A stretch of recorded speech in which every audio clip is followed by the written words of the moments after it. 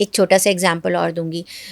हमारे एक क्लाइंट थी, हम एक लेडी क्लाइंट थी, और वो ओबेसिटी से बहुत ज़्यादा पीड़ित थी।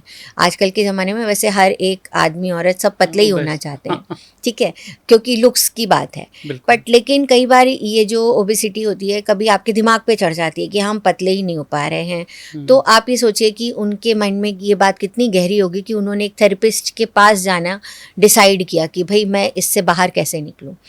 तो अगर आप ऐसे किसी से बात करेंगे, हमसे कोई बोले अगर कि आप मोटे हो रहे हो, तो हम कहेंगे ये खाओ, ये नहीं खाओ, ये एक्सरसाइज करो, एवरीवन नोज एवरीथिंग ना। और आजकल के सोशल मीडिया के ज़माने में तो अगर आप एक बार हेल्थ की टिप ओबेसिटी के बारे में देख लो तो आपका मीडिया फ्लड, बिल्कुल बिल्कुल।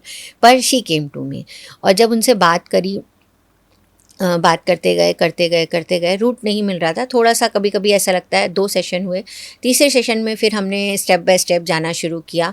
तो पता चला कि जब वो छोटी थी, छोटी यानी कि आप ये मानिए कि सेकंड थर्ड में पढ़ती होंगी, ऐसा मान लीजिए, तो वो किसी के घर गई।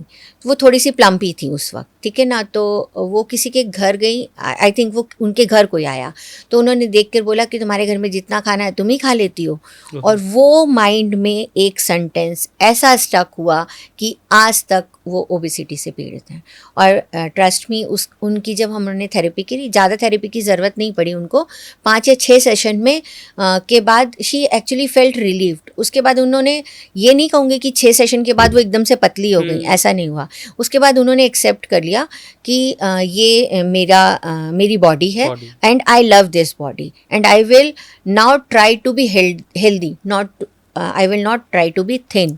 उन्होंने अपनी हेल्दीनेस की तरफ काम करना शुरू किया, एंड ओवर द टाइम उन्होंने एक अच्छी बॉडी को अचीव कर लिया।